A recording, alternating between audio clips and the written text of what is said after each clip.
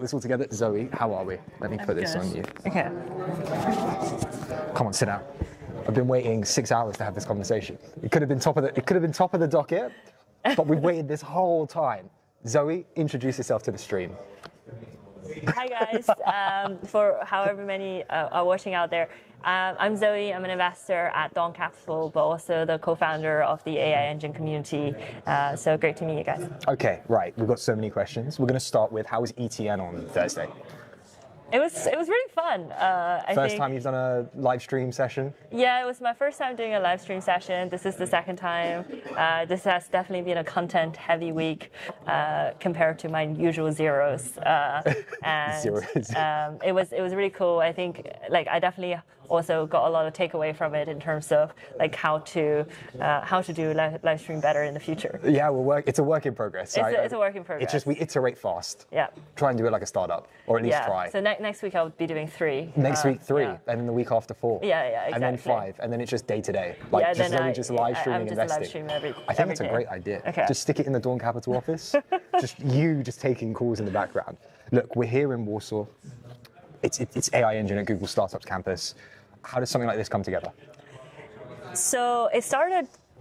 Well, maybe first of all, I'll talk a little bit more around AI Engine and how it started, and then how AI Engine Warsaw Edition started.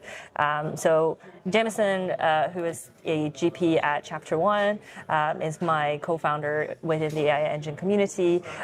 We started since our first event in February. Mm-hmm. Originally, it was going to be called a UK Inter-University Hackathon. That sounds like a mouthful. We thankfully had great guidance from other people to say, change the name and build a brand. And we never really thought about it as a repeated event, but we called it AI Engine Hackathon at the time. So it was going to be a one and done first? It originally was going to be a one and done, but because... Are you glad it wasn't? I'm really glad it wasn't. I think we did it, and leading up to the process, I think both Jameson and I were sleeping at 3 a.m. every day, sending each other messages because we had to secure the venue and find partnerships, as well as paying for the event, all within 1 month. We ended up hosting over 200 people on the UCL campus, where one of the escalator was under construction, and the door keys didn't work. And we're very, very much grateful for UCL East Campus for hosting us.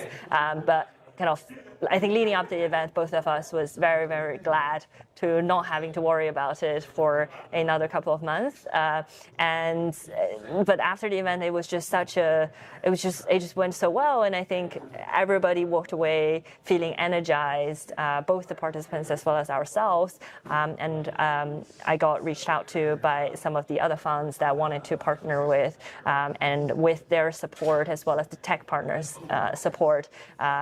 We decided to put our heads together and do it again. So we started doing more and more, and it's now not just hackathons, but also we do co-work days, we do workshop sessions in the evenings, thanks to the Dawn office hosting us in London generally. We just launched the Engine Room, which is an accelerator program, equity-free funding with mentorship as well as tech partners. That's incredible. That's going to be hosted at the Dawn Capital office, but is made possible by Chapter 1 as a fund. I think we're very, very complementary in terms of how we invest. So it's built a really, really beautiful partnership. So I think we also done the branching out from just building into the topic around innovation adoption. So we hosted an afternoon tea at the House of Lords with over 100 people, which is a mix of outstanding participants, tech founders, as well as corporate innovators. It's a group that probably usually don't mix, but it's my motto to mix people that aren't usually mixing. And I think it prompted great conversations from the event. What did you take away from the House of Lords conversations? So it was short, sadly. So a lot of conversation actually happened afterwards. But I think one is, it was incredible just to see people who are behind the corporate innovator driving force. As someone who worked in a corporate before, I know how difficult it is to manage many stakeholders, and every single decision actually happens in so many different loops, and it takes I think it takes a lot of courage as well as passion for these corporate innovators to do what they do and to kind of put themselves out there and advocate for a startup they've met or a technology they would like to adopt. So I have huge admiration for all of these people. And unless you're the C-suite of a large corporate, you generally also don't get the recognition. Agreed. So I was very passionate about just showing recognition and sharing this love to the corporate innovators out there. And that was the center of topic of our House of Lords event. So my takeaway was people appreciated it, people enjoyed having conversation with others in their industries or not in their industry, because every industry behaves differently. We had a panel where we had people from public sector, from private sector, where it's privately held or not privately held. Every company behaves differently, but people wanted to be in an environment where they can talk openly and share the struggles as well as the opportunity with each other. Okay, there's a lot to break down here, but we're going to try and do it. I want to start sort of with Dev Day today, Hacker Day today, right? You've put, and the other partners have put 200 plus hackers in a room, right? They're building. Today is 100 plus. Is 100 plus? Yeah. 100 plus hackers in a room. Isabel was on the show. She's like, we got 200. It's like just inflating numbers, inflating valuations here, right? They're going to build 1,000 devs worth of work. Okay, 1,000 devs worth of work. 10x engineers everywhere. That's good. That's the metric we'll use. Thanks to Anthropic and Claude.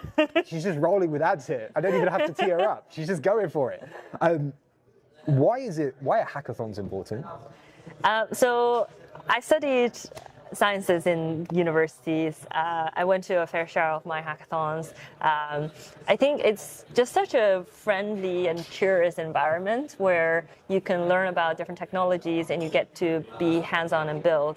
I'm sure many people can relate that you have 1,000 things you want to do, but you don't find the time or the space to do it. Agreed. And I think a hackathon is a great boxed boundary that allows you to actually sit down and get that thing done. So, for example, in the summer, we even open what we call a startup track, where people can just come and build a project they want to build. They don't even need to come and compete. I think it's just important to have that space. It's also why we do these co-working days. I think the community is, what I'm really passionate about and what drives a lot of people forward. And we want to attract other people that's like-minded, and everybody who shows up at a hackathon, I think, believes the same. Have you been in the room and have you sort of looked at what people are hacking away? I have a more bird's eye view right now. Okay. I would like to spend the next couple of hours actually looking into what people. The weeds. Yeah. Do you have an idea that you think is going to get built out today? I know we've got separate tracks. Yeah. So I think that the track that's closer to me is perhaps agentic commerce, because I've been working quite closely with Seb, who's the founder of Medusa. They've just recently launched Medusa Cloud, and they have a lot of great AI features to be released. I think both of us are very excited to see what are people going to build with the Medusa Cloud capabilities, and perhaps we can find more people to contribute to the Medusa open source project as well. As someone who isn't technical but has a technical understanding of a lot of the models and how this all gets put together, more than me, but also has the mind of an investor, do you come into a lot of these hackathons, whether they're yours or other people's, and go, oh, I really like that idea, I'm going to now go and find someone that's sort of a little further on? Or do you look at these as opportunities at grassroots to invest? It's a mixture. I think I wouldn't say there's a direct correlation? I would say there's a couple of ways of looking at it. We've definitely seen people continue building on the project they started, and generally, as we say, you build and then you iterate. So the company that they eventually build might look a bit different from what the initial project is, but it's an evolution and an extension. We already are seeing that with some of our summer hackathon participants that you have had on the show before, and we have definitely seen this with our February cohorts of participants that have gone on to build startups either together with their team or separately. So from that perspective, there are definitely companies and people that I am tracking, but as a fund that invests from, I would say, 5 million to 50 million, that's not the It's not there yet. it's not quite there yet. Who knows? Good luck, guys, and maybe I'll see them very, very soon. Why was Warsaw the right place for this one? So I would say Warsaw is only one of the many different places we want to do more events in, and it just so happened Warsaw is the first one that is materializing. We're heading to Berlin next month for a kind of topical focus on generative media hack. Nice. And we have a couple of things planned for the rest of the year as well as start of next year. So stay tuned. But Warsaw kind of came about because, well, actually it's because of the people on two sides. One is, I don't think we need to break down more into why Warsaw has so much great technical talent, but in the same time, it's Matej from Credo. We were having a conversation around how we can collaborate together, and he was a developer himself before. I used to develop quantum algorithms as well as related products. We're both kind of curious and tinker with building every now and then. So I think our minds are quite aligned in like what is the value of a hackathon. So we started building on that idea, and I took his guidance as someone who's more experienced in the CE region, and we decided to put on this in Warsaw. And the other partners, visionaries, with Bella, she's also keen to spend more time in the CE region, similarly with Sophie Noah. So what might seems like a pretty like uncommon combination of funds kind of came together because we all very much appreciate like what is the value this is going to bring, and we all enjoy hanging out with each other because I'm sure, as you can tell and can imagine, like running a physical event for this many people is no small feat. So it requires our weekly stand-ups and a lot of back and forth communication. What products are you using to manage it? Notion? Google Docs. That's a great ad. That was a great ad read. Thank you, Google. Thank you, Google. We also use Notion. So I think Notion is more for our external facing. If other people know how to better use Notion for this purpose, feel free to kind of reach out to me and let me know. Code Zoe a chatbot, please. Oh no, we have easy. people who do that. Yeah. Okay, look, I was asked by the gang to ask you really, really, really hard questions, right? Like exceptionally hard questions. And so I'm not going to do that, but we're going to have a flavor of what that looks like. Obviously, the topic of today and the topic of the next few years is going to be AI, and like how AI gets proliferated into everything that we do, whether that's investing, whether that's building product, applied AI in the context of humanoids, right? What's the mental model of how you think about it? Is it just another technology? Is it the oil? Is it the petrol? Is it the electricity? What is it? I'm not quite sure how to answer that. I think from my perspective, it's definitely a very, very powerful technology. I think although like some people have very unrealistic expectations about what they can achieve with it, but I personally am a big believer in the value it's going to generate and create. And I also think we are just at the start of finding out the right use cases because it is not magic, right? Like it's. It feels like magic though, doesn't it? Yeah, I'm sure like when electricity first came on, it feels like magic too. I agree. Yep. I think you raise a great point there.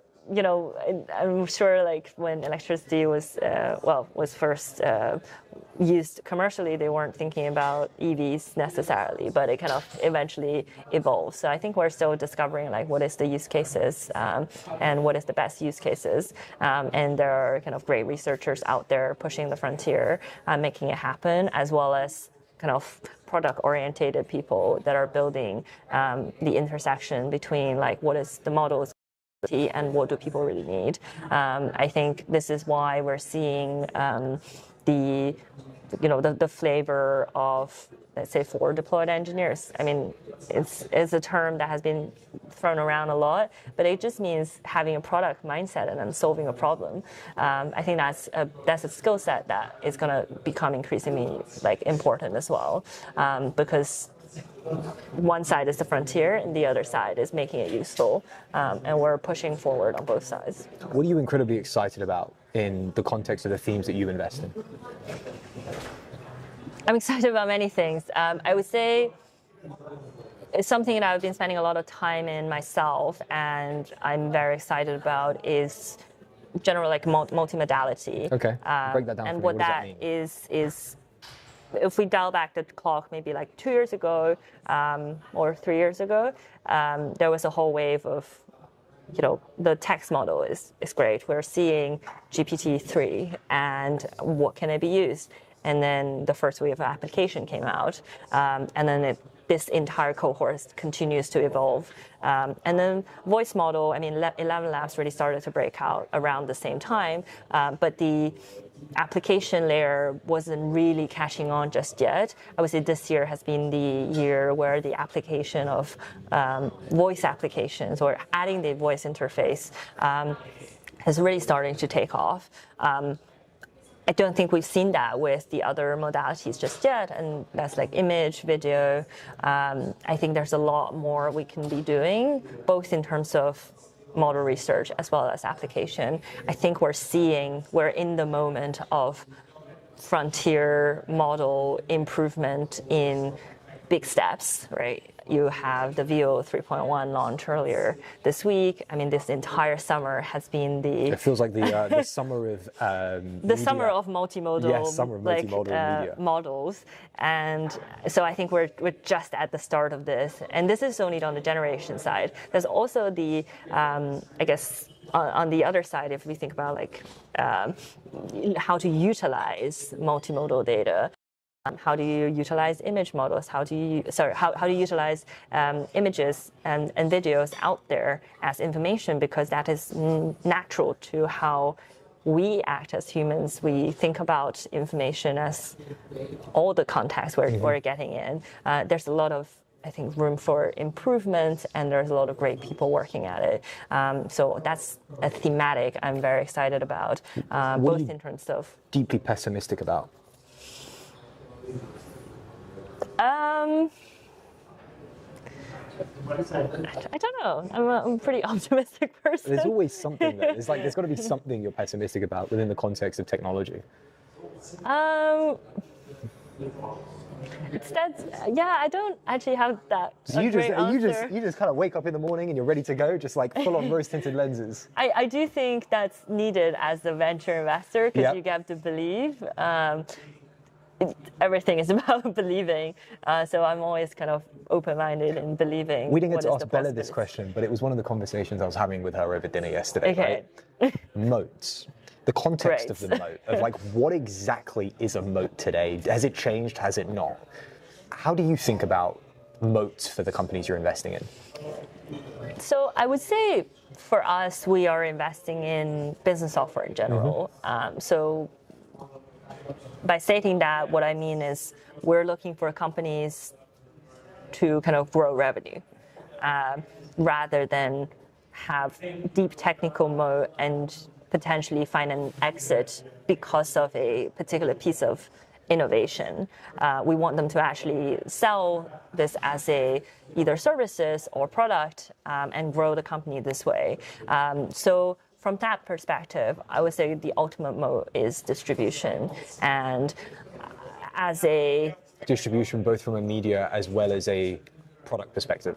Well, distribution just means you have the mind share as well as the revenue share within your customer base. I came from a more technical background, so I think when I first got into the job, I was very much dead set on it would be awesome if the moat is technical mode. But frankly, that's quite hard to achieve, and the marks moves very fast. And I think about the philosophy of someone who is technical and more research oriented approach the world as what are some of the problems, what are some of the technical research problems I can solve. That's not necessarily 100% overlap to what is a problem people want solving. And I think the best startups would obviously have both, and if you were to pick one, I would probably lean towards the latter for the category of startups that we invest in. And I would say with those like distributionist mode. Like you gotta be top of mind. You wanna be the X when someone think about a particular category, and this buys you the time and space to continue to innovate when the bar of technology moves. So you're kind of given the benefit of the doubt from your customers or potential customers. So I would say like distribution is the ultimate mode in my head. You see the world from a completely different view than most consumers, right? You know, you've invested in companies that have end consumers, whether they're enterprise or consume like consumers like me, right? That will use a Claude and aren't deeply technical. Have consumers changed? Has the end client or the end customer changed in our ability to be okay with things that are being built rapidly? I think about it a bit differently. I actually would say like the business customers' behavior changed more than the end consumer market. If you think about how you make a purchase, you don't write an ROI doc. Nope.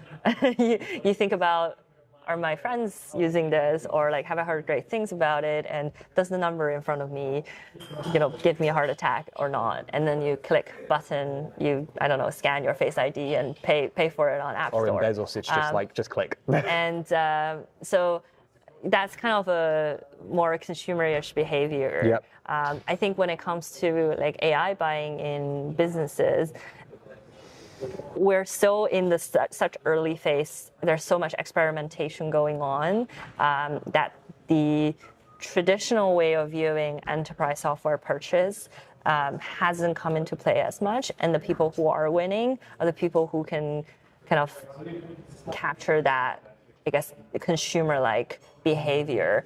They really gain the consumer love, and people are buying because they feel the love for the product, or they are feeling FOMO about the product, versus here is the ROI doc and the RFPs on a specific category. So I think there's a lot of things that we can learn from the consumer market as well when investing in business software. For you, what's a recent product that you've used that's brought you delight that's AI? You can plug the portcos. It's actually not a portco, but I would give a shout out to Veed. Veed is pretty good. We had this conversation before where like I used to do a lot more, I guess, animation and editing. Like shout out to Adobe Flash, back in the days. Flash was pretty. We were sitting in the car after Zoe got us lost. Just booked the wrong Google location, and we just had a conversation about Flash. It was epic. Look, if my school still saved my Flash kind of water lily animation, it's right there. I mean, I love these, but for me, like, I also haven't done a lot of detailed editing in a long time, so to get back into editing, like, it was a little bit daunting. I know the feeling. And the Alec from 11 Labs does a lot of great content videos, and I was a little bit too ambitious after I saw his videos. I was like, oh, that looks incredible. He just clicked and put different tracks together on Premiere Pro. I did not want to use Premiere Pro.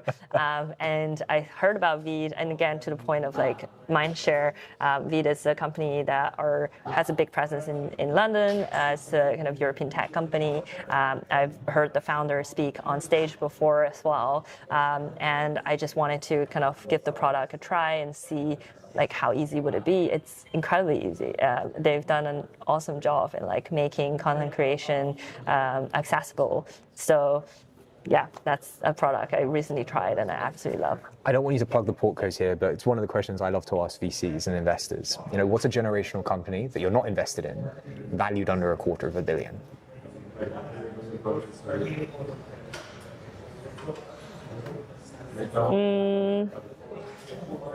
I can't remember their like latest valuation off the top of my head. Who's the company? Which one is the company? I have too many of them. It's just too many. I don't wanna pick a favorite out of the ones. So we'll go with the other question I love to ask, and then we'll wrap it up. Yeah. Are there investors that you've looked at in your lifetime, or sort of understood the craft of investing and deeply like read their memos, try to understand what they saw in previous companies, that you look at and go, I really like the way that they've invested over their careers? And if so, who are they?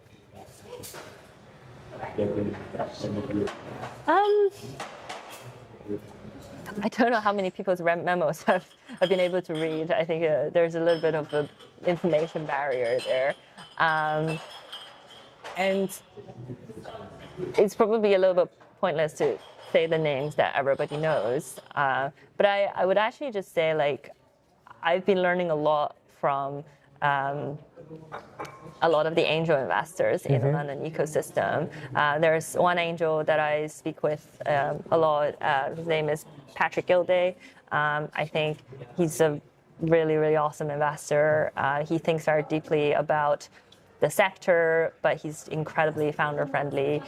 He's the one that helped me with helped us really, like, with the first event that we ran as well. He's just someone that, like, will really go, like, out of his way to support the founders that he invests in, and gives a lot of people the benefit of the doubt. And he's doing some great things, like with UCL as well as with his own angel investment. So, like, he's someone I very much respect. Love it. Zoe, this has been an absolute pleasure. Thanks so much. We're going to pause here for a brief period of time, and then we're back at what, 7 o'clock? 7:30. 7:30? 7:30, yeah. Wonderful. 7:30 Warsaw time. 7:30 Warsaw time. Ladies and gentlemen, this is us on pause. And this is Zoe. Bye.